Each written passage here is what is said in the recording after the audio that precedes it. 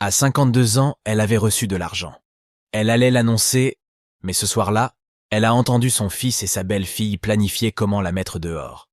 Je serrais encore dans ma main tremblante le livret bancaire que j'avais récupéré le matin même, un héritage inattendu de mon oncle maternel, décédé dans le sud.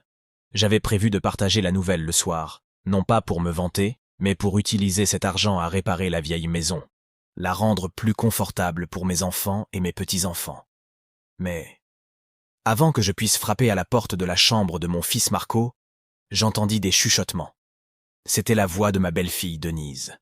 Son ton bas résonnait pourtant à travers le bois de la porte. « Je te l'avais dit, Marco, quand aurons-nous enfin notre propre espace si ta mère reste ici?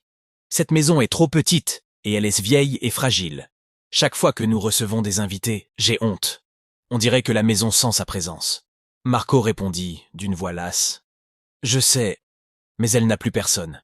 Ce serait cruel de la mettre dehors. » « Cruel? Et nous alors? Elle est là toute la journée, elle se mêle des enfants, du ménage, même de la cuisine. Je n'en peux plus.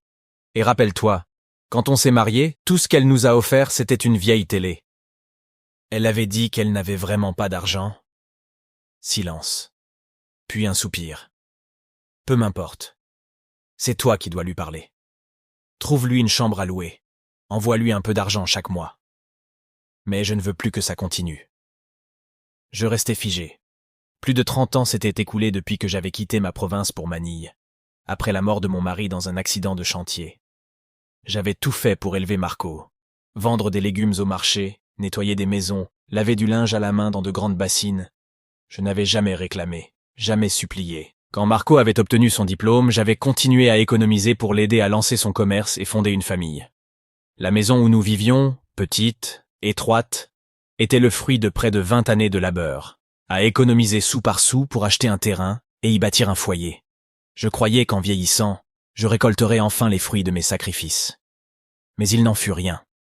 Depuis l'arrivée de Denise, je m'étais sentie étrangère dans ma propre maison. Si je me levais tôt pour cuisiner, j'étais un obstacle. Si je nettoyais, c'était comme si je ne savais pas le faire. Si j'apprenais ma langue à mon petit-fils, j'étais une provinciale. J'avais préparé une soupe de crabe. Le petit refusa d'y toucher parce que maman a dit que ça sent mauvais. J'avais donné des conseils d'éducation. On me traita d'obsolète et de superstitieuse. Alors, petit à petit, je m'étais tue. J'étais presque devenu invisible. Mais jamais je n'aurais imaginé entendre mon propre fils, l'enfant que j'avais porté, nourri, protégé, discuter de me chasser de chez moi. Ma main trembla. Le livret bancaire glissa de mon chemisier à Aoba.